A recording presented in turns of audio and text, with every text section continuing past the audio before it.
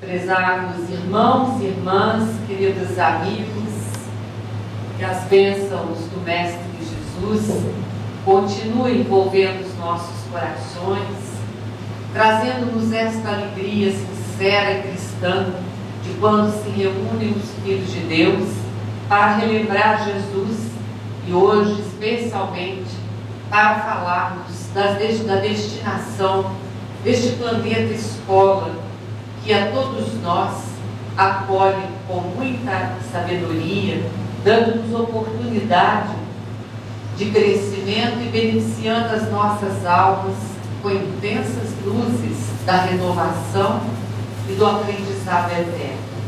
Nós abraçamos a todos com muita alegria, agradecendo a oportunidade de aqui estarmos participando da 16ª Semana Espírita dessa maravilhosa cidade de Colatina, que nós temos a felicidade de conhecer hoje e até de passear por essa orla tão bonita, tão refrescante, tão abençoada que a cidade possui.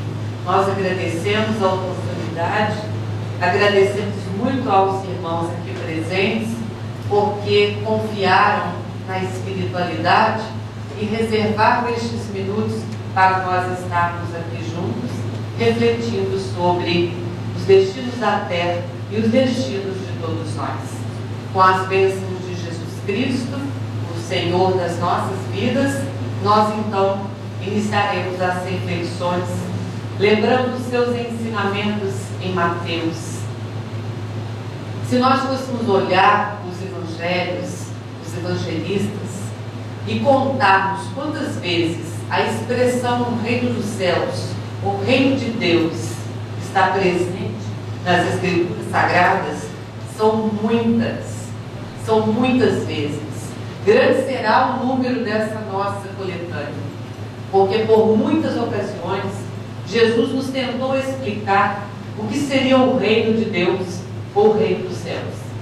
E sendo uma expressão que transcende o nosso entendimento, o plano da nossa mentalidade, sendo esta expressão a expressão de algo que é eterno, de algo muito profundo, Jesus utilizou-se de parábolas para que nós então compreendêssemos o que seria o reino dos céus. Jesus então, em Mateus 13,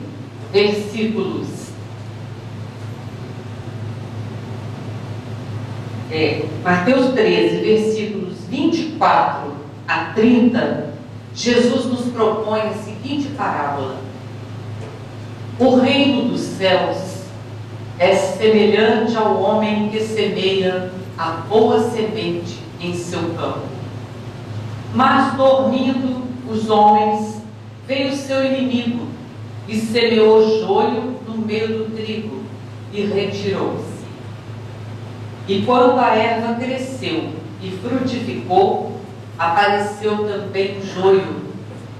E os servos do pai de família, indo ter com ele, disseram-lhe: Senhor, não semeaste tu no teu campo boa semente? Por que tem então joio? E ele lhes disse: o inimigo é quem fez isso. E os servos lhe disseram: queres, pois, que vamos arrancar? Ele, porém, lhes disse: não, para que ao colher o joio, não arranqueis também o trigo com ele. Deixai crescer ambos juntos até a ceifa. E por ocasião da ceifa direi aos ceifeiros: colhei primeiro o joio e atai-o em molhos para o queimar, mas o trigo ajuntai-o no meu celeiro. Essa é a famosa parábola do joio e do trigo. Vamos relembrar a parábola e nós vamos trazê-la para os tempos atuais e vamos tentar compreender a sua simbologia, as expressões contidas nesta parábola e qual o ensinamento crístico para os tempos de hoje, para os tempos que todos nós estamos vivendo. Vamos então relembrar agora com as nossas próprias palavras a parábola do joio e do trigo em Mateus 13. O reino dos céus é semelhante a um homem que semeou boa semente no seu campo. Mas dormindo, à noite, viera o inimigo e ali semeou a semente que não era boa. E aí o joio apareceu junto com o trigo. Os servos então disseram: Senhor, mas não jogaste semente boa? Eis que o joio nasceu junto. O senhor quer que a gente vá lá e arranque tudo? Não, deixa eles crescerem juntos. Porque pode acontecer que você vai colher o trigo, o joio, retirar o joio e leva o trigo também. Até o momento da colheita, deixa eles crescerem juntos. Quando chegar o momento da colheita, eu vou dizer aos meus ceifeiros para irem lá no campo e colher o joio todo em feixes, em molhos, e atados, amarrados, mandar queimar. Mas o trigo, este, recolherei em meu celeiro. É mais ou menos assim a parábola. A necessidade mesmo de eu falar no microfone, por causa da filmagem? Né? Porque está falhando, não está? Mas então nós vamos tentando. Porque como o ambiente é pequeno, poderia falar sem microfone, mas aí prejudica a recepção ali, né? Então nós vamos aqui mesmo. Interessantes são os aspectos desta parábola. E, como eu já disse, a simbologia que essa parábola contém. Primeiro, nós temos que considerar que as lições de Jesus, elas não foram lições para a Palestina antiga, para o povo hebreu, para aqueles espíritos que estavam encarnados naquele tempo.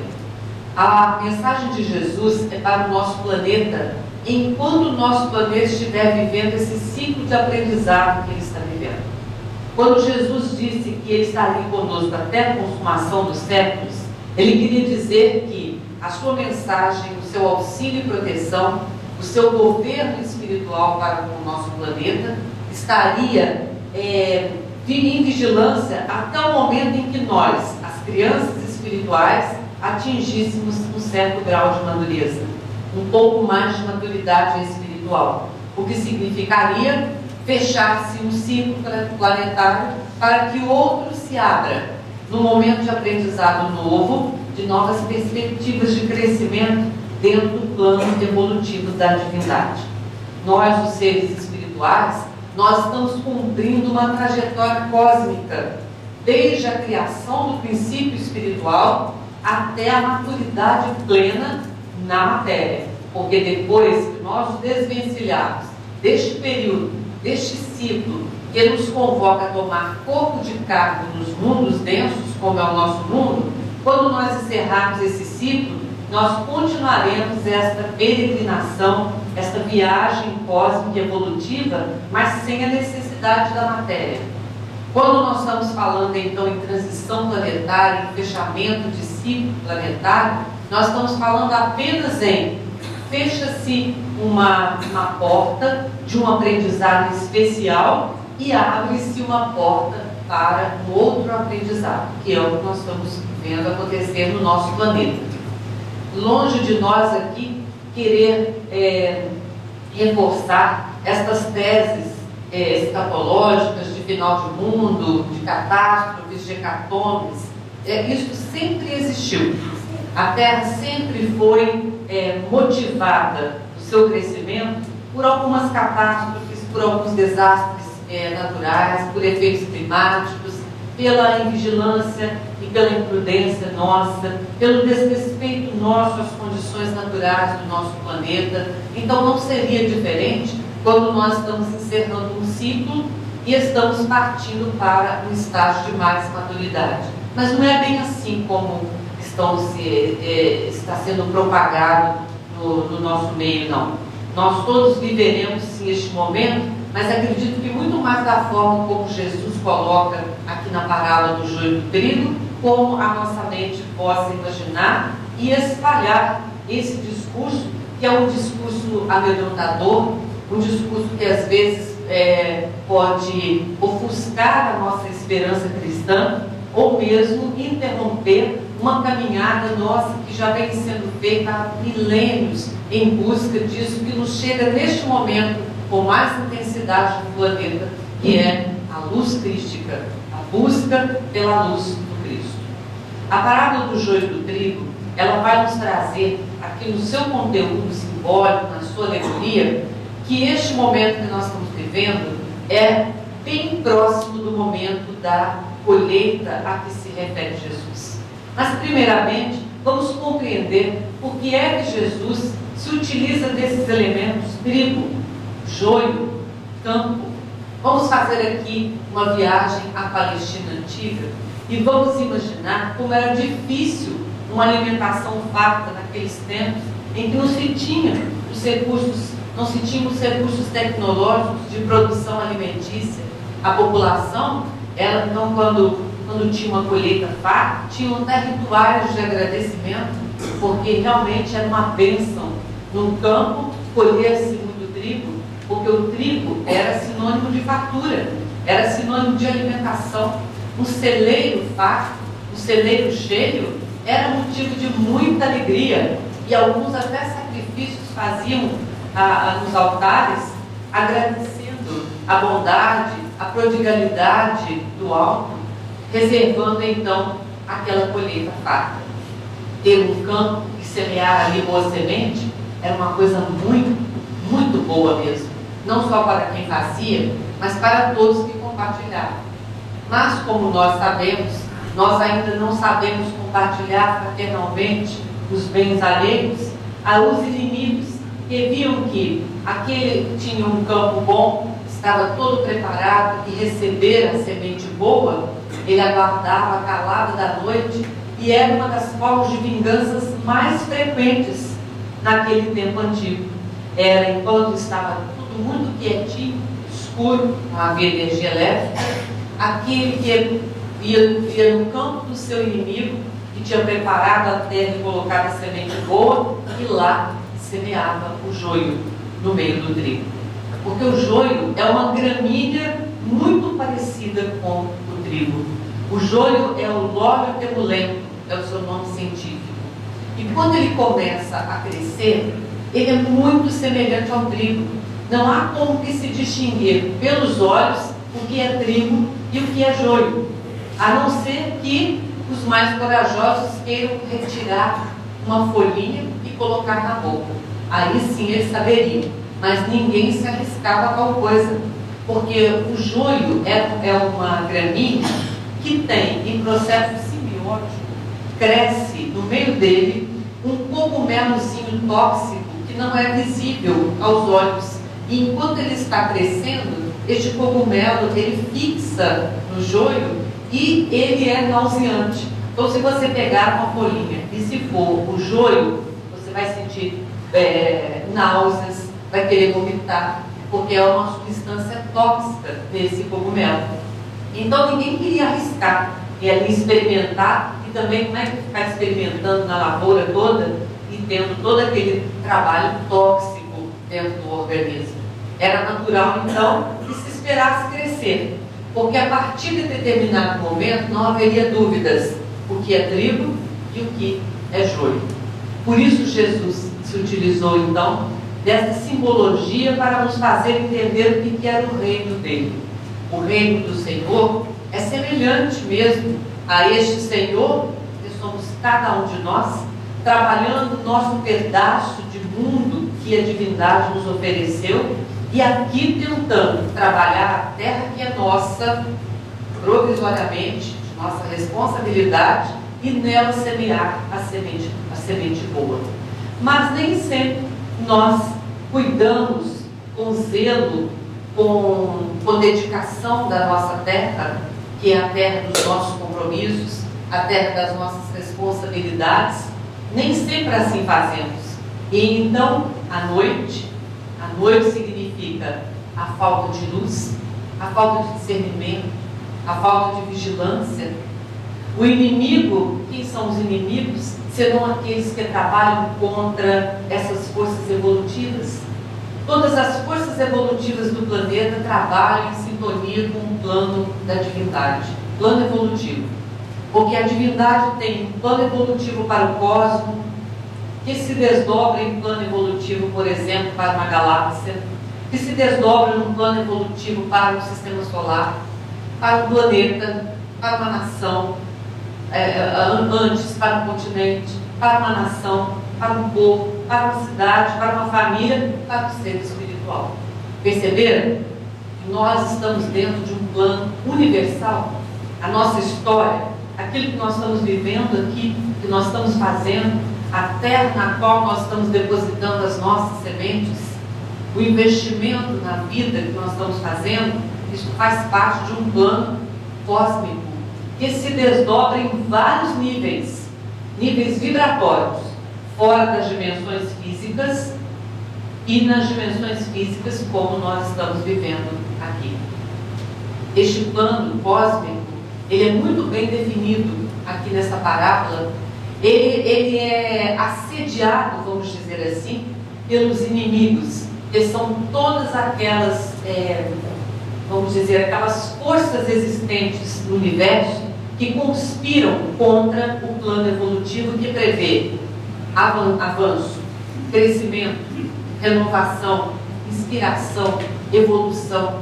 Tudo então que contraria esta lei maior, nós então podemos considerar na simbologia da parábola o inimigo que semeia joio no nosso terreno. Mas na hora da colheita, diz o texto do Evangelho, os meus ceifeiros, diz o Senhor, irão recolher o joio, e recolherão o joio em feixes, em grupo, em conjunto.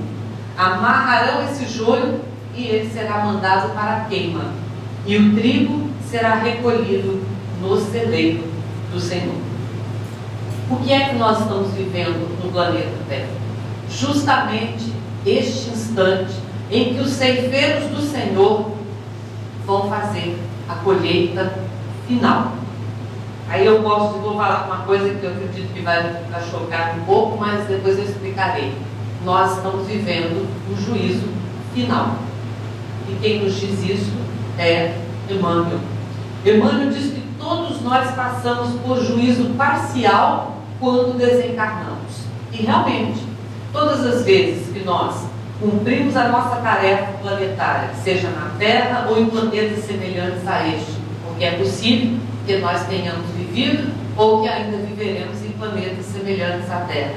Todas as vezes que concluímos, então, um trecho do nosso percurso cósmico e perdemos a matéria física pelo seu desgaste, pelo final dos nossos compromissos físicos, entramos em processo de juízo parcial. Todas as vezes que desencarnamos, porque a consciência, que é a sede de Deus em nós, é a nossa estrutura superior, a nossa consciência, ela avaliará a nossa história até aquele instante, ela vai rever os passos, os avanços, as conquistas, os registros no psiquismo, os registros evolutivos, o que é que ficou gravado, o que ficou marcado, o que de mais importante aconteceu em nossa história, e ela então ajuizará do percurso agora a ser seguido.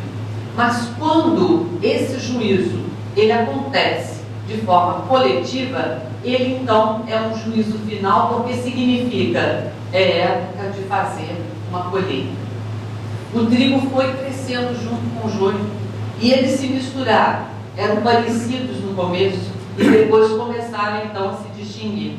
Aí pôde-se perceber direitinho quais eram as almas que aproveitaram o momento planetário, quais são as almas que aproveitaram a inspiração divina para trabalhar em planetas como o nosso, e quais são as almas que ainda não se afinizaram com a luz e que devem então ser retiradas em grupo, como diz a parábola, porque se colhe o joio em grupo, porque não é 1, 2, 3 elementos, são muitos elementos que interferem no plano evolutivo. E nós podemos observar a parábola no sentido do próprio planeta, mas também no sentido particular, porque trabalhando agora no sentido pessoal, da intimidade de cada um de nós, como espírito, como ser espiritual, nós vamos percebendo que esta terra, este campo a ser cultivado, é o campo de nós mesmos. E por invigilância, na noite da nossa invigilância, quanto joio está misturado com o nosso trigo. Quantas coisas que nós fazemos e que nós consideramos como qualidades e que às vezes não são. E quantas coisas os outros apontam como se fossem defeitos nossos e não são. Porque nós não sabemos distinguir aquilo que é trigo e que é joio em nós. Porque está muito parecido. Exemplo, as forças que movem a nossa vida são todas elas de cunho espiritual. Qual? Todas elas são de cunho espiritual. Só que a manifestação delas neste plano, elas podem ir para um lado ou para o outro. E elas podem se revelar aqui no plano físico como forças evolutivas ou como forças não evolutivas. Mas a fonte delas é toda divina. Existe alguma coisa nesse planeta que não seja divino? Nada, absolutamente nada. Como disse a música que as meninas cantaram aqui hoje. Tudo está em tudo. Não foi assim que vocês cantaram? Tudo está em tudo. Ou tudo está no todo, se quisermos. Aí vocês podem perguntar, nossa, mas há tanta coisa ruim nesse mundo? Mas tudo vem de uma fonte suprema. É como se fosse, por exemplo, aquela nascente pura, cristalina de água. Na nascente é tudo puro, é tudo cristalino. Mas depois vai descendo aquela aguinha lá nas Minas Gerais, é assim. Vai descendo aquela aguinha, e aí passa, às vezes, no passo de alguém, o gado vem, pisa, aí onde pisa faz barro, aí a água ali fica toda lamacenta, mas lá na fonte, ela é pura. Depois ela anda aqui e ali, depois ela passa numa cachoeira que as pessoas visitam e jogam ali resto de alimento, contamina aquela água, joga ali detritos, lixo, mas nós vamos buscar lá na nascente. Ela é pura, ela é cristalina. A fonte de energia para as nossas vidas é assim, é pura, mas ela vai se desdobrando nos níveis vibratórios e aí depende de quem a utiliza. Nós vamos observar nos grandes seres, nós vamos observar, por exemplo, em Maria de Magdala, em Paulo de Tarso, todos eles traziam a fonte pura da divindade, mas distorcida pelas concepções do plano da matéria. E quando essa percepção, então, ela busca o que é divino, ela retoma a nascente. Então, essa história de nós ficarmos vendo, colhemos muito rapidamente o joio da nossa semente, acontece da gente levar o trigo também. Perceberam? Aquilo que nós estamos recebendo como energia, que às vezes as pessoas veem como defeito, nós mesmos, às vezes é só a direção que está errada. É só colocar na direção certa e volta para a fonte. Exemplo, há pessoas que são muito teimosas e cabeçudas, não é? Isso é o quê? É a energia da perseverança que está indo para o lado errado. É a mesma fonte. Então não é acabar com a teimosia, pegar a teimosia, tirar de mim e jogar fora, porque isso ninguém vai conseguir. Porque energia não se destrói, já nos ensina a física de Einstein. A energia você não cria e nem destrói, você só transforma. Então aquilo que hoje é defeito em nós é só perguntar, lá na fonte, na origem é o quê? Eu tenho que fazer aquilo voltar à fonte. Por isso que Jesus disse que no nosso processo evolutivo, até o momento da colheita final, em que os ceifeiros do Senhor venham a tal joio, nós não devemos arrancar nosso joio não. Deixa ele conviver com o trigo. Inclusive a parábola traz um ensinamento crístico que é essencial para o nosso entendimento. Há no universo uma celeste cooperação entre tudo que existe. Joio convivendo com o trigo é muito bom, porque o joio, quando vê o trigo, talvez ele se afeiçoe às qualidades do trigo. Ele pode assimilar pela convivência, pelo exemplo, as qualidades, as preferências, as características do trigo. Aí vocês podem dizer, mas isso não pode. Se o trigo já é trigo, por que vai deixá-lo agora conviver com o joio? Porque tem uma função universal. O trigo, ele exercita a tolerância, ele exercita a amizade, ele exercita a compreensão, ele exercita a fraternidade quando ele convive com o joio. E com um detalhe, não há riscos nenhum do trigo absorver joio, porque o trigo é o símbolo da pureza. Tudo aquilo que é puro em nós não vai ser mais contaminado. Agora, tudo que é joio ainda em nós pode assimilar as características do trigo, e isso é uma bênção, e é o que nós estamos vivendo no planeta. Nós estamos vivendo trigo e joio nascendo e crescendo dentro de nós, e nós estamos sentindo já esta vontade de fazer esta colheita final e assumir verdadeiramente a nossa posição no planeta e o trigo de Deus que somos nós, e podemos também perceber o nosso planeta, uma grande seara de muito joio e trigo, agora se distinguindo muito bem, e os ceifeiros do Senhor indo buscar este joio que não conseguiu assimilar as características do trigo, que poderíamos resumir no seguinte sentido: almas que não se afinizaram com a proposta crística, porque a proposta de Jesus é planetária. Muito embora ela possa se revelar para as religiões orientais ou outras denominações, mas é o Cristo que governa o nosso planeta.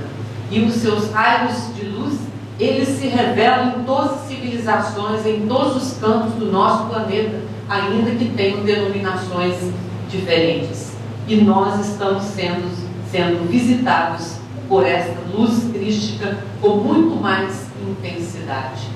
Quando os nossos irmãos do ramo evangélico costumam dizer, colocar adesivos nos seus carros, colocar dígitos nos seus chaveiros, nas suas camisetas, Jesus vai voltar, ou Jesus está voltando, eles proferem uma grande verdade.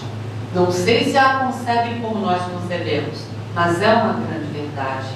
Se nós vivemos em ciclo, tudo aquilo que começa tem o seu final, e quem começou participa do seu final em outro nível. Quando então nós vamos observar o texto de Jesus dizendo que é bom que nós orássemos muito e vigiássemos nesse período, porque nós não sabemos o dia que o Senhor vai voltar, é como se nós entendêssemos, e com os ensinamentos também da parábola do joio e do trigo, que as luzes do Cristo iluminarão novamente o nosso planeta e nos convidarão a todos, independentemente de nossas crenças, convicções e o ponto evolutivo onde nós estamos, nos convidarão a tomar sérias decisões. Isso é que é o momento planetário. Apenas isso. É momento de aferição de valor, é momento de colheita, é momento de nós observarmos na seara do nosso ser quanto trigo nós já podemos conservar. E o joio que ali está é só fazê-lo voltar à fonte. É só ver o que é que em mim está desviado, o que é que não está no curso correto, dentro das leis cósmicas, dentro daquilo que a divindade propõe para todos nós, e reverter, converter, transformar aquilo, porque tudo é divino, tudo que existe é divino, e tudo que existe dentro de nós e que não é saudável, é só ver qual é a polaridade que tem saúde, que tem vibração positiva, e converter aquilo por ordem crística e por necessidade de todos nós, converter aquilo em algo positivo, em algo bom. É isso que o momento planetário nos exige. E é interessante observar que esse joio, ele tem que ser queimado mesmo. Mas não vamos entender esta queima como uma perda, como uma extinção. Vamos entender este fogo que nos fala Jesus na parábola do joio e do trigo como purificação. Porque o fogo purifica. Não é mesmo? Não é?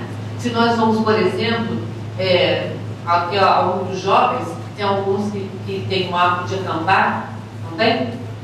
Tem muitos jovens que gostam de acampar e já viveram, por exemplo, essa experiência, vai num lugar para acampar e a água parece que não dá para confiar de tomar aquela água. A gente fica com receio de tomar a água, não sabe se essa água está contaminada, isso. Aí a gente faz uma fogueirinha, e o que a gente faz? Ferve a água e depois a gente pode tomar com tranquilidade, né? Porque o fogo, ele purifica, quer dizer, ele torna uma substância pura. Aqueles que são da área da saúde, os dentistas, por exemplo, que tem aquelas autoclaves, né? Aqueles instrumentos para esterilizar, e tornar puro aquele instrumental para o próximo paciente, coloca em alta temperatura, porque o fogo purifica, faz aquilo que está contaminado voltar a ser puro. Aí, já que a gente está falando da área de saúde, me lembro quando a gente era pequeno na minha família, em casa, não existia esse negócio de seringa descartável, né? Então, quando a gente adoecia, principalmente tinha dor de garganta ou febre, só de ouvir o barulhinho daquele estojinho de alumínio, aí meu pai pegava esse estojinho de alumínio, aí lá dentro tinha aquelas seringas, né? Aquelas injeções que a gente achava que a agulha era desse tamanho. E como é que se fazia? Não tinha seringa descartável. Aí tinha um tripézinho assim, né? Que colocava álcool, ele, você lembra disso? Você é tão jovem? Meu pai tinha. Seu pai tinha? Mas você é muito mocinha para lembrar disso. Ele jogava fogo ali, esterilizava, purificava e podia então usar uma seringa apenas. Lembra aquela seringa de vidro bonita, né? Era anos uma família e aplicava todo mundo.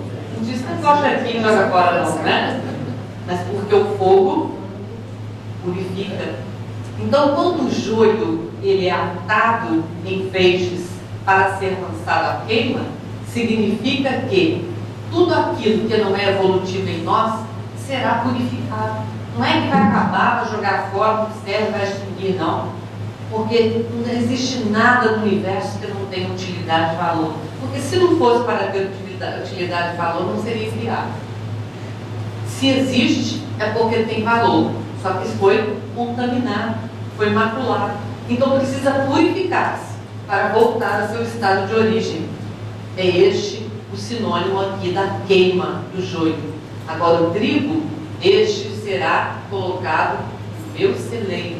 Quer dizer, entra no plano evolutivo, faz parte das ordens evolutivas mais elevadas, da destinação de todos os seres, da destinação de todas as vidas, de todos os universos, de todas as galáxias, de todos os planetas, de tudo que existe.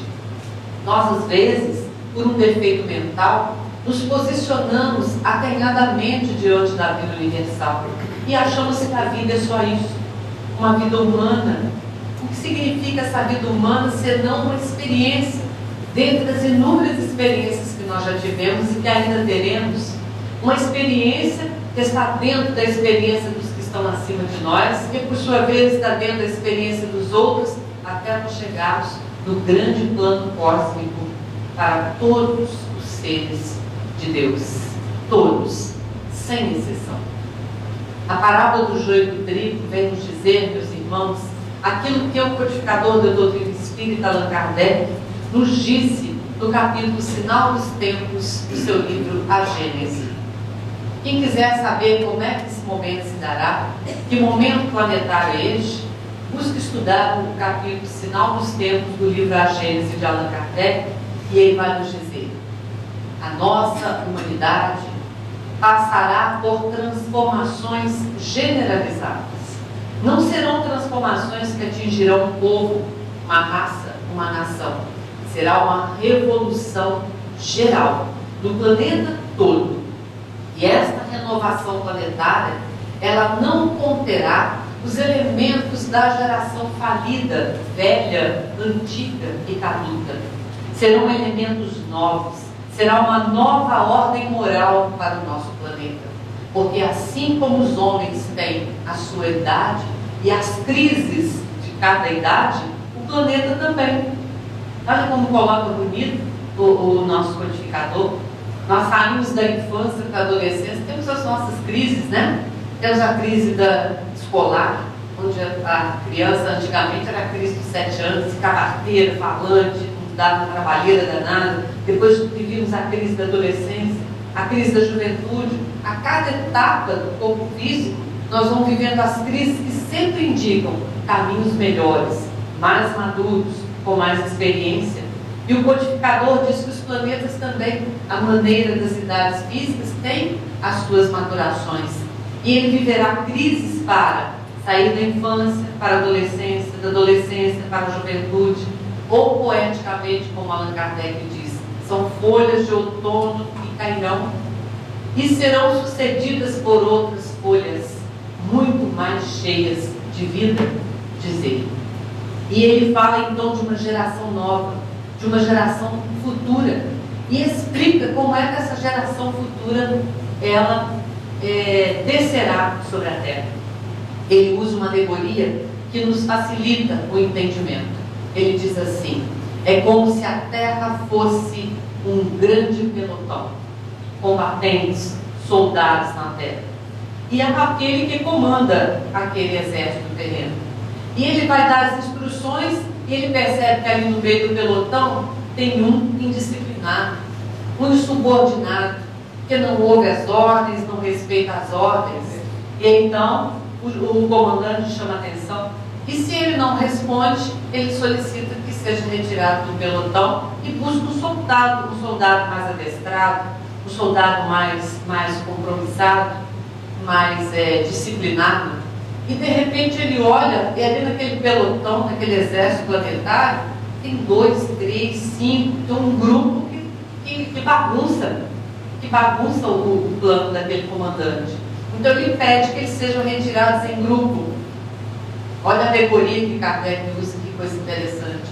E o mais bonito, ele diz assim: e esses que saem, eles podem ter instruções novas, podem ter treinamentos especializados, e depois, se quiserem, eles podem retornar e assumirem novamente seus postos.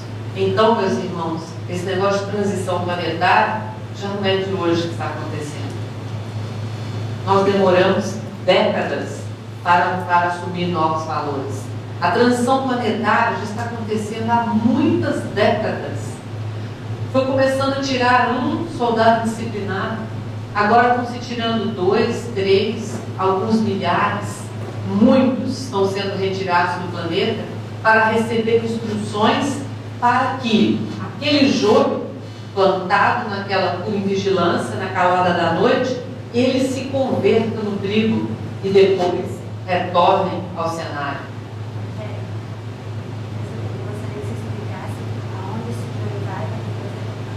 Onde esse joio vai? Ele pode ficar fora do plano físico, em dimensões extrafísicas, ou ele pode tomar corpos em outros mundos, aprenderem novas coisas e retornar. Depende muito da situação evolutiva de cada ser.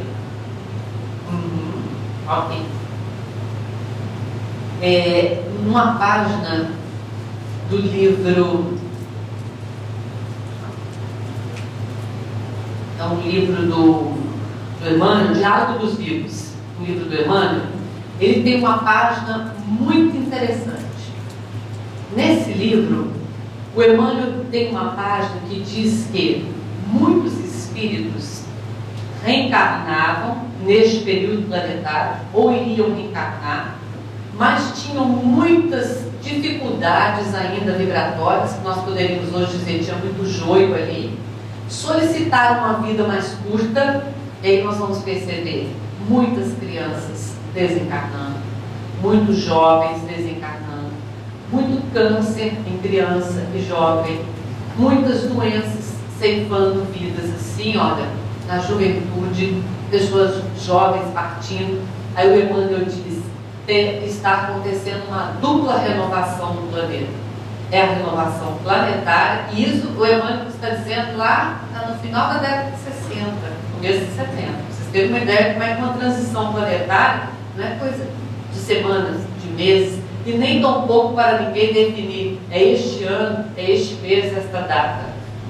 Isso é coisa da nossa mente, que é muito ganhada e não pode abarcar um plano que transcende a sua compreensão.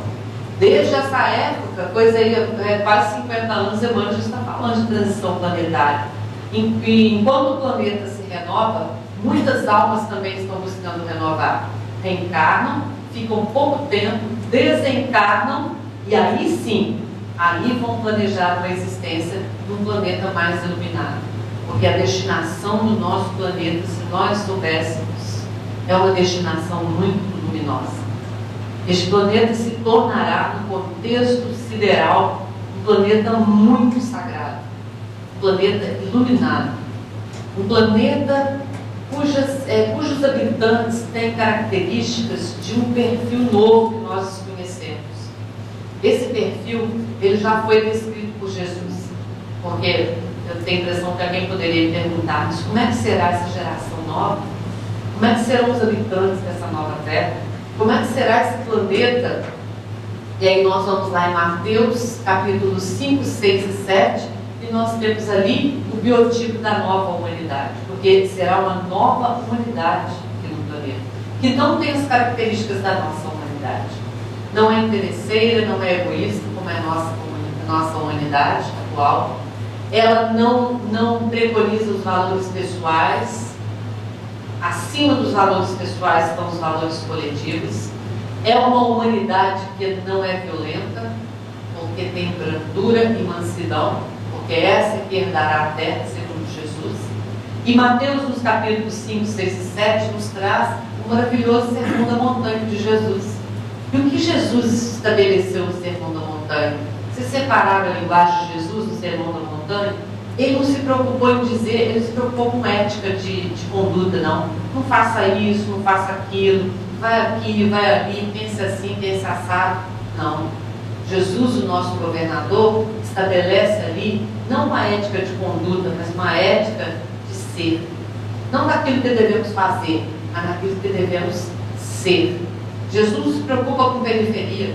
Jesus vai na nossa essência de alma, na nossa essência de ser espiritual. E em todo o sermão da montanha, ele descreve essa nova humanidade. Está ali no sermão da montanha. Aqueles que habitarão esse planeta regenerado terão as características descritas por Jesus em o sermão da montanha. Mas até que cheguemos àquele momento, é natural que nós passemos pelas crises, que são todas salutares, porque em toda crise, diz a sabedoria oriental, morre parte do nosso ego. E é verdade. Todas as crises pelas quais nós já passamos, quem é que morre? O ego, a personalidade, o interesse egoísta, morre, porque nos torna mais reverentes à vida. Quando a gente sai de uma crise, a gente é menos soberbo.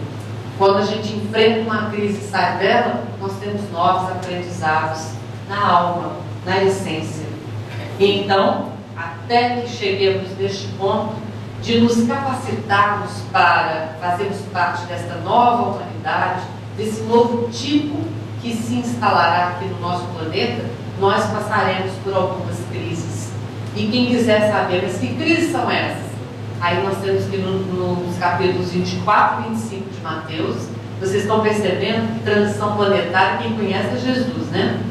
E não os livros que estão agora saindo. Se alguém está falando alguma coisa que não se refere aos textos de Jesus, está falando do seu próprio pensar, das suas próprias concepções. Porque de transição planetária é Jesus que conhece. Porque o planeta foi criado por ele, formado por ele. Ele é o governador, ele administra e ele que acompanha a destinação de cada um de nós. Então é Jesus que sabe. Se ele descreve o biotipo da nova humanidade, certamente que ele descreve também as crises pelas quais passarão os habitantes atuais da Terra até que se habilite, se capacite para aproximar-se das características do novo habitante terreno. Aí, se nós quisermos saber que crises são essas, nós vamos ler o sermão profético de Jesus, que Mateus traz nos capítulos 24 e 25. Quando chegar estes tempos, assim ensina Jesus. Aquele que estiver no telhado, não desça. Aquele que estiver no campo, não volte para pegar nada em casa. E ele vai descrevendo no sermão profético que quando nós vivemos crises planetárias, que não serão coisas ruins, não. Serão momentos em que nós seremos convidados a dizer realmente para nós mesmos: eu agora fiz o meu compromisso, eu firmei meu compromisso e fiz minha adesão à luz. Simplesmente é isso. A crise vem para isso. Não vem para massacrar a gente, não, para ver a gente sofrer, para que a gente passe por dificuldades. Não é isso. A crise só vem convidar a gente para fazer adesão à luz, para firmar compromisso com um plano evolutivo superior.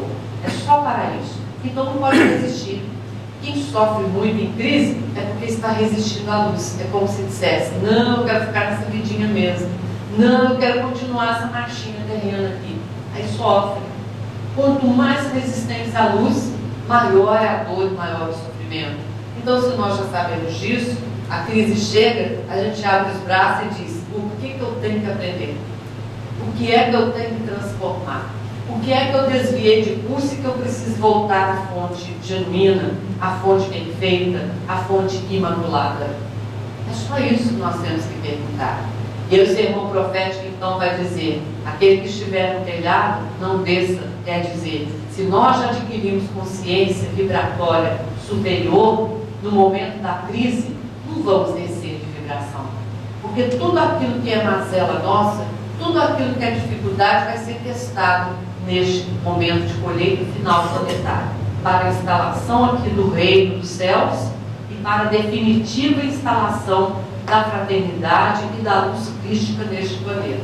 Exemplo, se nós apregoamos o valor da sinceridade e da verdade, no momento de crise, nós estamos no telhado, quer dizer, nós estamos vibratoriamente acima, porque já temos como valor a sinceridade, a verdade, mas seremos testados. Então a crise vem para dizer: você é capaz de ser verdadeiro em situações limites? Vamos ver. Aí faz o teste. Aí o que Jesus pede, fica no telhado.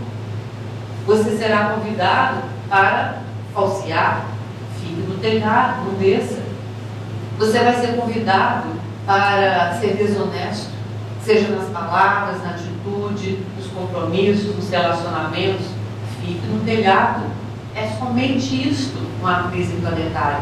É a aferição de nosso valor vibratório, para poder ver como aluno na escola. Você aprendeu as lições? Pode fazer um teste, uma prova? Vamos ver quais são as suas dificuldades, para ver que lições têm que ser reforçadas. É só isso. Ixi, não aprendeu o valor da verdade. Então vamos ver no cantinho do universo em que o valor da verdade ainda está lá no beabá. Vamos colocar esse ser lá. Vamos aprender. Depois volta. Aí tem condição de permanecer no telhado. Aqueles que estiverem nos campos, não voltem para pegar nada em casa. Olha que símbolo bonito de sermão profético. Uma das crises pelas quais nós passaremos também. Aquele que estiver no campo, simbolicamente, está aberto, está mais voltado para o infinito, está sem cerceamento, está sem limitações.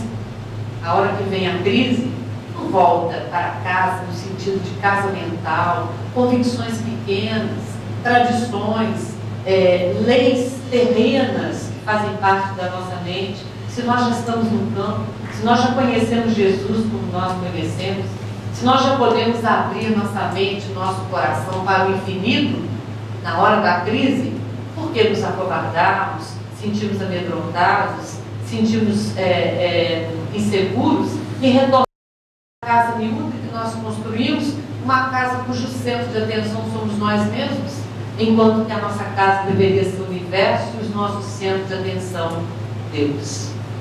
Esta é a grande conversão que o Cristo nos pede. Nós passamos milênios criando um sistema centrado em nós mesmos. Um sistema solar cujo sol é a nossa vontade, é nosso interesse, é aquilo que nós queremos ganhar, é aquela vantagem que nós queremos oferir, é o lucro que queremos aumentar cada vez mais. O processo de conversão e a grande colheita planetária é isso. É um convite para que nós não somos o centro das nossas vidas. Deus deve ser o centro das nossas vidas. Mas está muito difícil, né? Sim, vocês podem estar pensando, com tudo aquilo que eu trago, com as dificuldades, não importa, meus amigos. Em tempo de transição, não importa o passado, não importa o que você deixou de fazer, não importa os erros cometidos, isso é limitação mental. Em momentos de transição, importa apenas para o universo o momento em que você disse sim à luz. É aí que conta o tempo, é a partir deste instante. Ninguém vai olhar para trás e dizer: olha o tanto que você caiu, olha o tanto que você cambaleou, olha o tanto de erro que você acumulou, olha as coisas que você já fez. Não. Momento de transição, de fechamento de ciclo, a única coisa que será averiguada em todos nós: já firmou o compromisso com a luz? Então pronto, vamos seguir, porque é isso que importa. É isso agora que é vantajoso. Aí nós lembramos da grande mística Teresa de Ávila, que diz assim: nós não temos que ser bom para nós sermos de Deus. Nós temos que ser de Deus para sermos bons. É isso que é transição planetária. E o Allan Kardec fala nesse capítulo Sinal dos Tempos que não se vai exigir de nós grandes transformações gerais, transformações morais. Não se vai exigir santidade de nenhum de nós. Vai nos ser cobrado, neste momento de final de ciclo, de transição, apenas o seguinte: há predisposição para o bem dentro desse coração? Então pronto, esse é joio. Ainda que seja um joio fraquinho, não está forte, não tem problema. Tem predisposição para o bem, vai acompanhar o planeta. Faz parte já do novo tipo de humanidade. É isso que nos será exigido, nos será pedido que vivamos a vida do Espírito, que lembremos cada dia que nós não somos seres humanos vivendo uma experiência espiritual de vez em quando houve uma palestra, quando tem uma prece, quando houve uma comunicação, quando vive um momento significativo, espiritualmente falando. Não, nós não somos seres humanos que de vez em quando temos experiências espirituais. Nós somos seres espirituais que de vez em quando assumimos corpos humanos e vivemos uma experiência material. É o inverso. Nós somos seres espirituais e devemos viver como seres espirituais. Não temos muitas vidas como tantos apregoam. Temos uma única vida. O que nós temos muitas são existências corpóreas. Mas a vida é só uma, é a vida espiritual, é a única vida que nós temos. E de vez em quando a gente assume um corpo. E quando esse corpo já não corresponde à necessidade nossa de alma, a gente pode assumir novos corpos. Existências corpóreas nós temos muitas, mas vida é só a vida espiritual. E é a vida em espírito que nós temos que resgatar. Porque o que acontece é que nessas inúmeras vidas corpóreas, nós nos esquecemos de nossa origem, de nossa filiação divina, de nossa filiação lucigênita, luz que nós somos, e nos confundimos com a experiência humana e deixamos de viver em espírito. E vivemos apenas como seres humanos, vivemos na área mais restrita que a vida pode oferecer a um ser. Por isso, meus irmãos, minhas irmãs, neste momento de colheita planetária, não nos assombremos diante destes vaticínios tenebrosos que dizem que vai acontecer isso ou aquilo. O que tiver que acontecer, acontecerá mesmo, já está nos planos cósmicos aqui deste planeta, já não é de hoje. Isso não tem que ser motivo para nenhuma preocupação. O único fenômeno que tem que nos preocupar é o fenômeno de transformação de nós mesmos. É este que está sob a nossa responsabilidade. Todos os outros estão na responsabilidade dos ceifeiros de Deus, que são todas as inteligências críticas que trabalham em auxílio ao Criador na destinação cósmica do nosso planeta, que nós temos eles todos simbolizados na expressão a falange do Espírito Santo. Quando nos Atos dos Apóstolos, Lucas diz que os discípulos ficaram tomados do Espírito Santo, significavam que aquelas consciências tinham se elevado em padrão vibratório e se tornaram capacitadas para acessar a mentalidade, a expressão vibratória daqueles que já fazem a vontade do Senhor. Porque, segundo Emmanuel, a expressão falange do Espírito Santo é a simbologia para a reunião de todas as consciências que auxiliam Jesus no trabalho planetário e nas vidas de todos nós. Então, nestes tempos de final planetário, façamos este trabalho, este esforço de unirmos e acessarmos esta condição vibratória da falange do Espírito Santo que desce sobre o nosso planeta, que o envolve em muita luz. Alguns dizem assim, mas será mesmo que esse planeta está evoluindo, que esse planeta está avançando? Muitos nos perguntam. Esse planeta parece que está piorando. São tantos crimes, as manchetes de jornais e revistas revelam cada vez mais homicídios, corrupção, confusões de toda sorte, pessoas que estão cada vez mais interesseiras, egoístas, Será mesmo que este planeta está avançando? E aí eu falo mais ou menos assim, e falo assim, eu provo para vocês o seguinte, que está cada vez mais luz. Aí a pessoa fala, mas como que pode? Parece que as sombras estão tomando conta do planeta, e você fala que ele está mais iluminado. Aí eu falo assim, vou provar para vocês.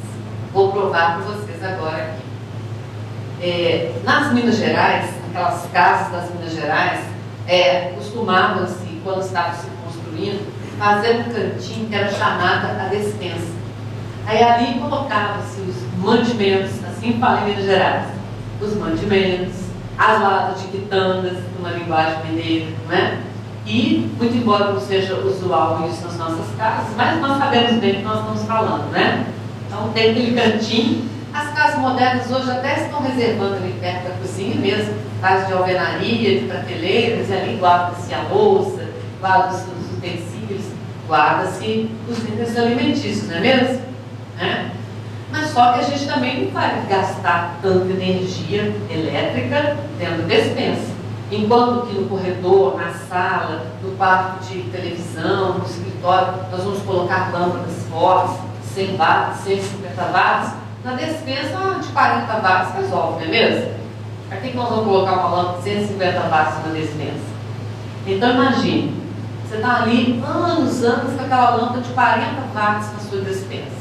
Só que o tempo vai passando, a vista vai enfraquecendo, aí chega um dia que você não está achando onde você põe o feijão, não está achando onde você põe as coisas, olha, está achando que essa luz aqui está muito fraquinha, eu vou mudar a lâmpada aqui dessa despensa. Aí vai e troca, pega aquela lâmpada que há 30 anos ficava na sua despensa de 40 watts, você troca e toma de 100, toma de 150. Aí você fala, nossa, mas que beleza que ficou, agora eu enxergo tudo. Você bate o olho e fala, nossa, mas eu não reparei que esse plástico aqui estava tão feio, sujo. Tem que tirar para lavar.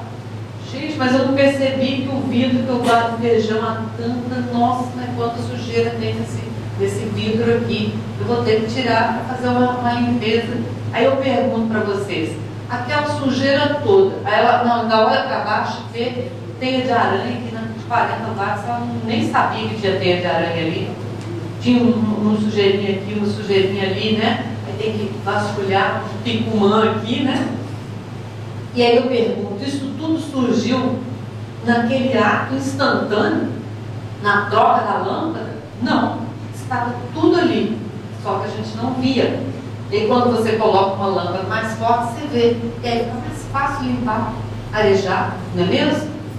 Aí o que eu digo? Sabe o que está acontecendo nesse momento planetário? Eles trocaram a lâmpada de 40 graus, de 40 watts, botaram 150 watts crítico aqui no planeta, e tudo que a gente não enxergava, nós estamos enxergando. É só isso que está acontecendo. Não está aumentando nada, não tem nada piorando, não. Pelo contrário, agora nós estamos enxergando. E aí nós vamos ver, mais uma vez, o Cristo definindo esse momento planetário. Chegará um instante da colheita final, que nada ficará oculto, tudo será revelado. Nesse sentido, porque nós não vamos mais ficar aquelas crianças iludidas, nós não vamos mais ficar aqueles seres que não enxergam suas próprias mazelas, que não enxergam onde que a fonte divina se contaminou por causa do nosso interesse, da centração em nós mesmos. A luz, há muito mais luz no nosso planeta, descendo sobre todos nós, mesmo que nós não queiramos, estamos sendo convidados a limpar a sujeira da nossa despensa, iluminar nós mesmos, fazermos o trabalho de renovação e ver, isto até agora aqui me serviu, agora não serve mais. Isto aqui me trouxe até aqui, e eu não posso me envergonhar do meu passado, mas agora meu caminhar é diferente, porque estou de consciência nova. É isso que é momento de transição planetária.